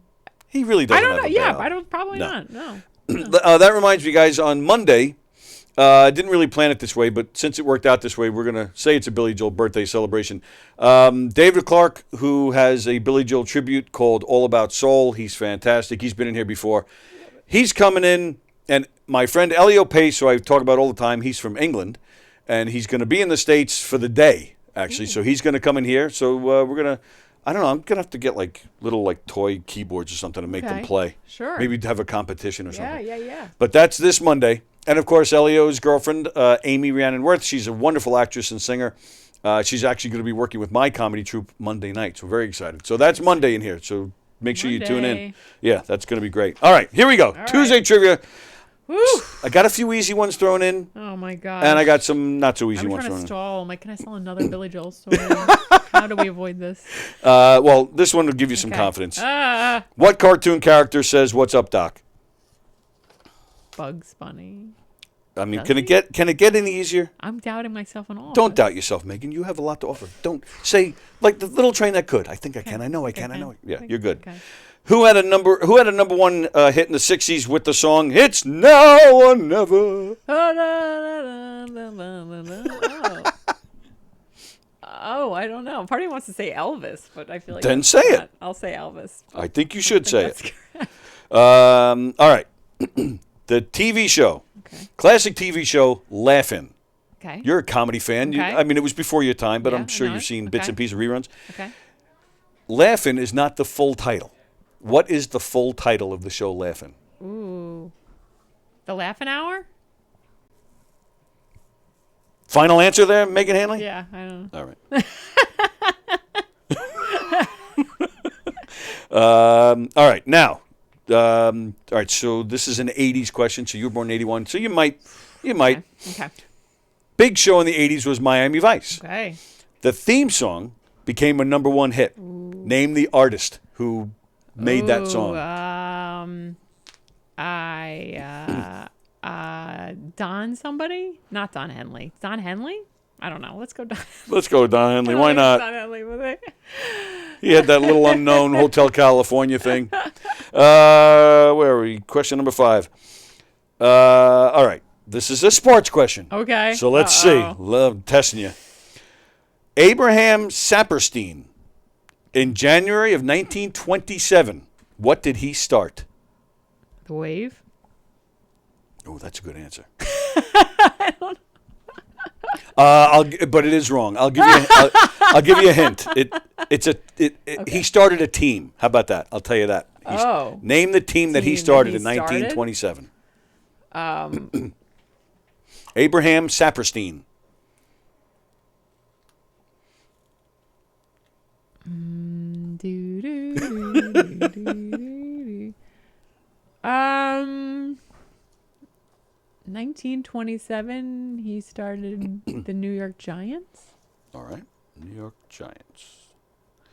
All right, next question. Which is further north, Miami or Orlando? Ooh, good question. I believe thanks. Orlando? I'm not sure. All right. All right. All right, here's a weird question. What is the only word in English that ends with the letters MT? The letter M, the letter T. The only word in the English. Only word in English? Yeah.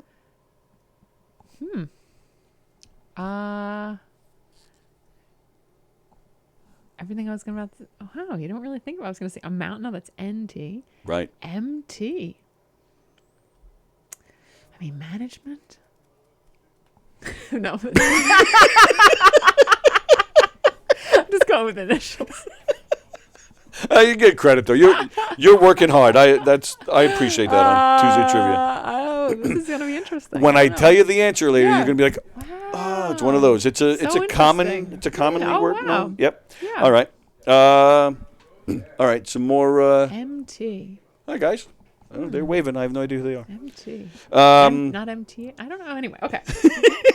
I can't wait to hear this right. Miami Vice thing. I don't even know what song it is, but I'm excited. Oh, I'm thinking Don Johnson. That's like. Oh yeah, he from started Miami the Vice, show. So right. I'm thinking. Oh, I knew it was Don something. Okay. That's right. He did sing a little bit. What was that stupid song he had in the 80s? Oh, that's going to bug me now. All right, next question. Okay. Baseball question. Okay. What baseball team's games are announced on TV by Skip Carey? Ooh, I don't know. I will say, I'll just say Chicago Cubs. Right. I think that was it his, that was. Because I know Harry Carey. Was that his father or his grandfather? I don't know. I forget now, but I'm just going with Will Ferrell was the best. Hi, I'm Harry Carey. Do you know the moon's not made of pizza or cheese or whatever? It was so good. He was so good. He was. He was on too much longer than he should have been. Okay. Now I'm going. So I have another baseball question. Okay. But this one's going back. This is barely my time, let alone your time. But I'm going to try this one anyway. What was pitcher Doc Ellis the first major leaguer to wear in his hair on the field? He wore something in his hair. He was the first major leaguer to do this. The first one to wear it on the field, and I believe it was during a game, no less. And if I'm not mistaken, he might be the only guy that ever wore this, ever. Oh. Yeah. Do we have a year or no? I don't. Would Okay. that help you? You're up on your know. Doc I don't- Ellis history that the year would help you? A sweatband? A sweatband. Okay. All right. All right. Now, it is time for our last question. And I will have to tell you, Megan, the last question is always sexual in nature. Oh. Yep. Okay. Yep. So the question is, does sitting in a chair arouse women or does it dampen their orgasm? This is like, who came up with this? I don't know what kind of research they had to do right. for this. I mean, give me a break. This is bizarre. I would say arouse. Okay. It's so weird. Based on what? So, well, yeah, that's true. I don't know what kind of research he did, but Because let me tell you, stand-up comedy is not turning guys on. But I like how you said sitting in a chair because you're sitting in I'm one like, right I'm now. Sitting, I was like, I was sitting there going, am I? What Yeah, am I you're like, feeling? What am I feeling? I don't know. And it has nothing to do with me. Oh, it's the love of the fans. All right. Nice job. Well. Nice job. I mean, let's see. All right, so I got to scroll back here exciting. to see what everybody's answers are. Okay. There we go. So, Okay. which cartoon character says "What up, Doc? What's up, Doc?" I don't even know why I had to bother checking that one because you all got it right. It's Bugs. Okay. It's Now or Never was a #1 hit in the '60s by. You were correct. Elvis. Did you see the movie? So good. You know, I wasn't. Some people, I get it, didn't like it. It was either, people like the style. It was more of, but it had nothing to do with the style. I just felt like this isn't an Elvis story. This is the manager's story. Sure. And I didn't, for probably the first time ever, I thought Tom Hanks' performance was not that good. Oh, so I thought it was great because I really disliked him, and he's usually okay, likable. yeah, I'll give you that. Yeah. But him, like, I thought his accent didn't really. It was off and on sometimes. Yeah, I don't know. I wasn't thinking it. Loved it. Ugh. Oh, you're right there. Loved it. Wow. So good.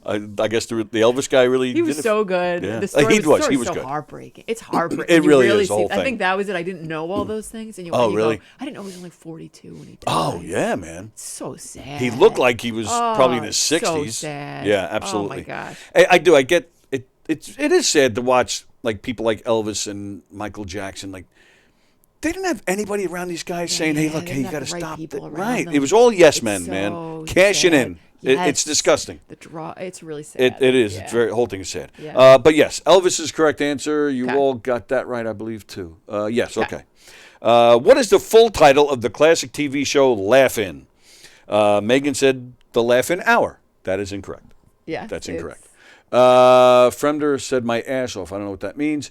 But Andy and Vicky got it right. They both said Rowan and Martin's Laugh-In. Oh, okay. Dan Yes. Rowan and Dick Martin. Right. Okay. They were a good comedy team. Rowan and Martin's Laugh-In. Okay. The Miami Vice theme was a #1 hit. Who was the artist? It's not Don Henley. It's not Hanley. It's not Don Henley. It's not No. Rick Springfield. It's not Rick Springfield. And it is not Herbie Hancock, Andy. Vicky was close. All right, so Fremder says, that's for the next question. All right, so Vicky says Jan somebody. Vicky, you got the first name. Jan Hammer was his name, or is his name. He's still around. He does a lot of TV work. I would not have got that. Yeah. I would not have got I think that was like his only, like... Now I want to hear the theme song.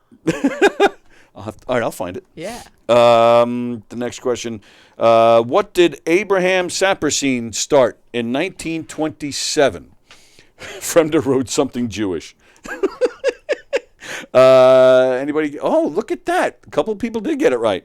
So I don't know how you didn't get it. Okay. You know, Abraham Saperstein, if that doesn't give the answer away, I don't know what does.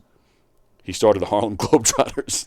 Oh, wow. Wait, but you said baseball team. I didn't. I just said team. Oh, But then I asked. But then I have two baseball questions later. Okay. I thought it was baseball. Okay. Sorry. Oh, that's so sorry. cool. That's interesting. I didn't know that. That's really cool. I didn't know they were around that long. Yeah, actually, I didn't know that either. Actually, I've never seen them. I've heard it's awesome. really, you've never seen I've them? heard it's so cool. I went. I've seen them once, and it was fantastic. I loved it. Cool. Where is it? Here we go. Wait, no, that's not it. This one.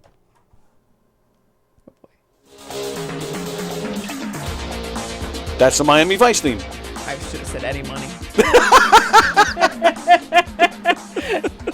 Well, I haven't heard this song in ages. Holy shit!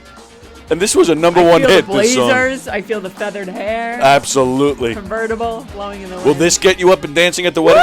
Woo! Oh, I mean everything. I mean, I'm gonna be chair dancing. I'm gonna be Nice. dancing. I'm gonna be. It's gonna be I need so to crash fun. this wedding. It's gonna be so fun. I'm bringing a change of shoes just in case. I'm not kidding. That's fantastic. I usually party in heels, but again, I yeah. don't know if I'll be able to keep up. So I'm bringing. I have this little shoe bag I just got off Amazon. Wow, look at you. It's actually very cute. I thought it was gonna look tacky, but it's really cute. Wow, these weddings are serious business for you. Woo! And I mean, I'm bringing like sneakers. Like I'm not bringing like flats. No. I'm working out on the dance floor. I'm popping, locking. I need video. All right, so Harlem Globetrotters. So nice job, Andy and Vicky, for getting that one correct. What is further north, Miami or Orlando? Yes, it does appear everybody got that one correct. It's Orlando, okay. yes. What is the only word in English that ends in MT? Fremder says my tip. Oh, my goodness. Then he says monster tits. All right. Andy and Vicky both got it right. I think you guys are cheating. The answer is dreamt. Wow, interesting. Yep. Interesting. Also, it's a past tense of a word. But it's still a word. It's still a word, but, So, because it's know. past tense, that I don't know. doesn't really fully count? It counts, but it's, dream, and then it's yeah, sure. It's interesting that's the only one. That's fascinating. Yes, I was surprised by that, Fascinating. too. What baseball teams' games are announced on TV by Skip Carey? Meghan said the Chicago Cubs. Vicky also said Cubs. Andy said Cubs. And then Andy says, didn't he die? No, Harry Carey is dead. And that's what we were saying before. I forget if that's Chip's grandfather or father. I forget. But you're all incorrect. It is the Atlanta Braves. Whoa! Wow! Didn't see that coming. Okay. There you go. What was pitcher Doc Ellis the first major leaguer to wear in his hair on the field? Doc Ellis, I believe I think he was in the 70s, I think. Okay. Fremder, hello, Bosie. Bosie says with some brown mustard. I don't know what that means. Fremder says a yarmulke. Plagianos, a cabbage leaf to keep the water in. Vicky says Crisco. You're all incorrect. He was the first major leaguer to wear curlers in his hair on the field. Get out of here. And that's true. I actually remember that, believe it or not. Yeah. Curlers. Yes. And then, was he going somewhere after that he had to? He was going to a He wedding. was getting, a perm. He's like, listen, I don't have time for this. I guess if I'm scheduled to pitch, I got to get this done. In the dugout, now I got to look at what he looks like. If he had some nice locks. Yeah, all right, I'll look up a picture. Some of that Harper hair. Dripping with finesse, you know. I made one sports about a joke involving me singing that Barbara Harper, and sometimes I just sing it to myself.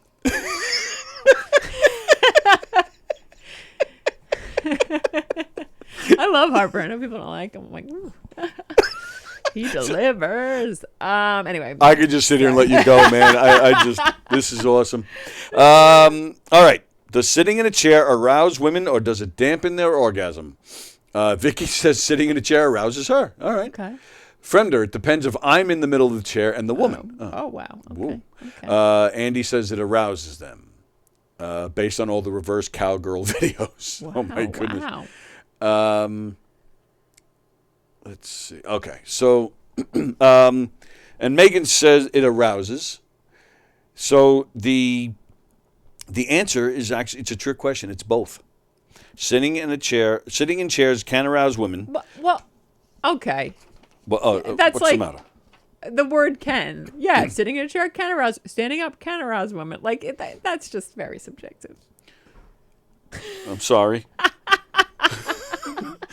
Pudendal Going nerves. to a ball game can arouse women. Also cannot. It's like anything can. Well, yeah, but I believe it. But it has but this actually does have an effect. Sitting in a chair actually does. It affects the pudendal nerves underneath the buttocks and the sitting bones. Sure. It feeds the arousal tissues in the vagina, clitoris, anus, etc. Sitting in a certain kind of chair, pressing on the pudendal nerves in a certain way can lead to sexual arousal. But it can also dampen the orgasm. Sitting in chairs for most of the day shortens the pelvic floor and the psoas muscles. So yes, that's a lot of PSOAS. Yeah. Muscle, and those are the muscles which are essential to a full body orgasm. When these muscles are tight from sitting too much, women find it harder to achieve a great orgasm. Interesting. See that? Interesting. That's why you always want to get up and walk around because you never know what will be turned on. You never know what chair's going to do it for you. You like these gaming chairs? Oh my God. It just sounds like everything else. It's like, so you just got to be moving. Can't do anything for too long, I guess. Except that. But, all right, so Andy just, sex is overrated to you? You can do anything. It's like I said, you got to keep things moving.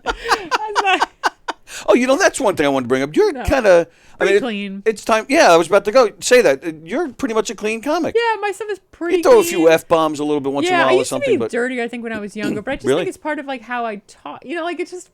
Oh, it's great. I'm not. It becomes more of yeah, it just kind of suits me. Yeah. And it became one of those things when I started getting booked on like cruise ships where it was like there'd be kids have in the to be audience where you squeaky have clean. you got to be clean. There's still a late show, which you just is more like a regular comedy club, and those shows were always great and so much fun. You still kind of had to watch even being too dirty because you just, again, you're out at sea and you don't know who could walk in the room kind of thing. Sure. But those shows were really fun. But you really get used to like the show's not for kids, but there could be a kid in the front row, and you kind of go, you have to relook at your set and you go, are some of these words just extra? You know, like there's certain curse words where you put in a certain spot and you go, that hits there. People weren't expecting it. It really adds to the joke. But you kind of go, some of these other ones just, were they crutches? Was I leaning on them? So you learn to take it out. And then especially during the pandemic where I was making money doing corporate Zooms, where you had like my 30 minutes down where I was even rewriting some jokes. And in most cases I've left it where I'm like, actually, that's a better version of it. You didn't need that other thing there. Oh, that's cool. And, yeah, it just kind of like fits me. I think even in life now, as I'm older, when I was younger, I used to just curse more because I think people do when they're younger. Yes. Like you just think it's just it's how you talk, how your friends talk. I agree. You know, as you get older, now it's like even in life, I curse, but it's like with a purpose. Like if I'm cursing, something's going on, and there's occasionally I will just like let F-bombs like rip, and I really do find that when I'm doing it, I'm like, you're not even really being. What do you did that for effect? It's not really you. Right. You went for that laugh. You tried to relate too much to a young crowd. Yep. It's not really what you would say to them. And I hear myself doing it, going like, that's an old habit I did. 'Cause I wanted to appease like a crowd that I'm now going, these kids could be 20 years younger than me. So no, it's like, stop, just stop. I do think it's an age thing. Yeah, as you get older, you're not as comfortable cursing on stage. It feels a little different. But with that said, I love like dirty. I love whatever's true to you is what works. You know, people I think that they go, oh, if you work kind of clean, you don't. No, again, Adrienne Appalucci is like one of my favorite comics to watch. Her comedy is like so dark and it's so like the opposite of mine, but I love watching her. But it's so her, and she just like will sit in a joke that could be like so uncomfortable, but it's so her writing's so good, and she's just so funny. Like I love watching her. Very nice. Yeah. So Andy's double checking us. Yes, Skip Carey. Oh, Skip Carey died in 1908. Excuse me, in 2008. Oh. So yeah, Harry Carey, Skip Carey was the son, and then Chip is the grandson. Okay. Nothing says great American baseball like wearing curlers in your hair while you're playing. Apparently, Chip Carey works for the Cardinals. Oh, he's with the Cardinals now? Did I screw that up? Oh. Either way, we were all wrong. Yeah. Nobody gets Cardinals. Yeah, those Cardinals are a mess this year too, man. Holy crap. Oh, just wait. They are always the sleeper team. Yeah? Yep. The Cardinals always start out. No one's paying attention. Then all of a sudden, August, you guys, oh, look who's back in the playoff race. They get hot every year in September, and then they're in the playoffs. But it's they're not just losing. I mean, they don't know where to put players. Like, they're a real mess right now. Mark my words. They will be in the playoff chase. All right. Oh, I will. Always are. I will. I'll mark those words. I don't like them, and I want them out. That's why I notice it every year. I'm like, there they are. Yep. There they are. Yeah. Well, we'll see. Without what's it? Their catcher. He retired now. Yeah. That would be huge. Yeah. Melina. Yeah. All right. There we go, ladies and gentlemen. Okay. Well, that's it. That's it. We're done. Meghan Hanley, ladies and gentlemen. Go get the album. Go to govs.com and make your reservations for June 10th. June 10th. It's gonna be great. I promise you, it's gonna be a great show.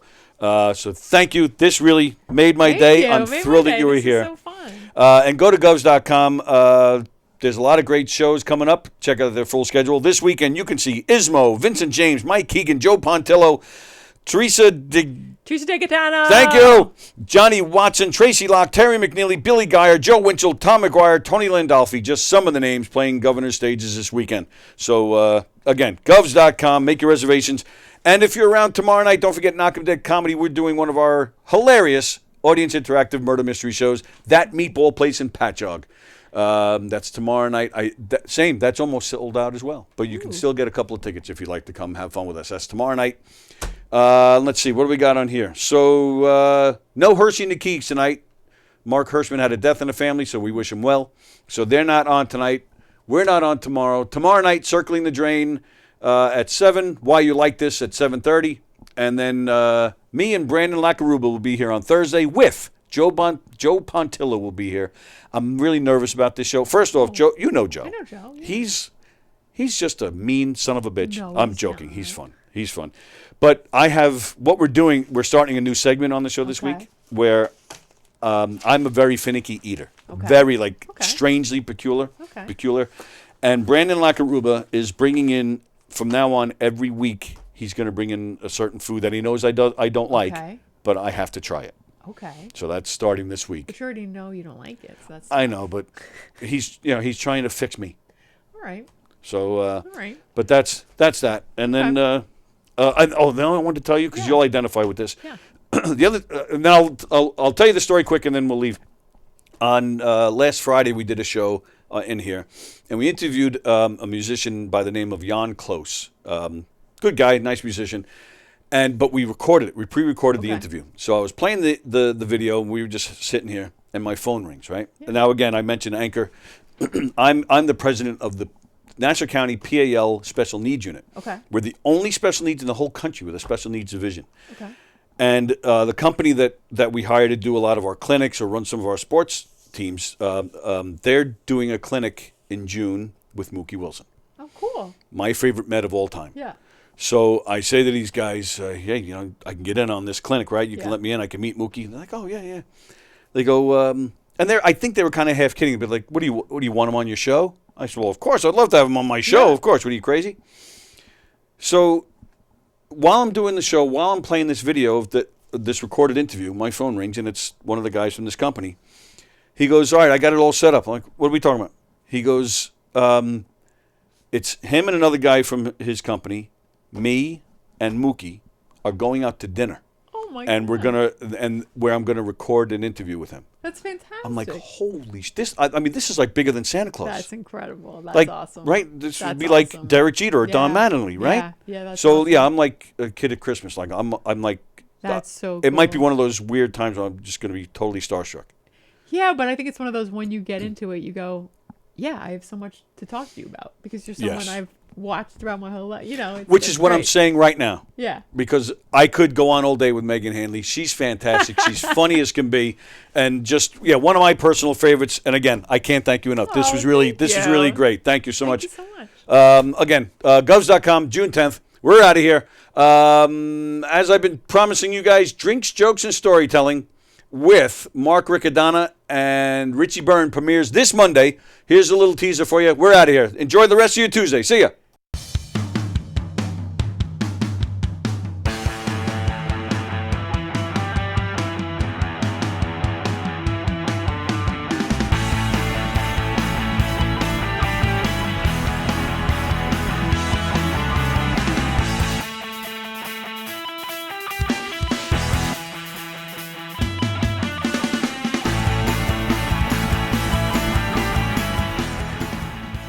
Bartlett, ladies and gentlemen. Rob Bartlett! Rich Voss is here. Rich Voss.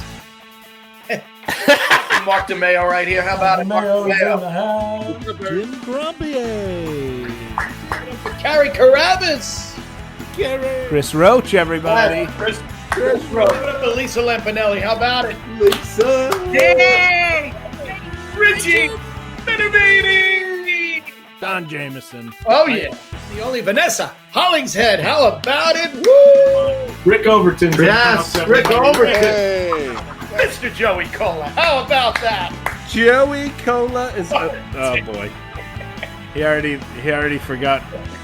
He already forgot us on. That's how old he is. He was. Hey, Joey. Joey. Well, I hear them, but I don't see them. Joey. We're inside the china cabinet. Well, look to your left, to your right, or wherever. I don't know. It's back. Hey, we're on your computer. Hey. Oh, there you are.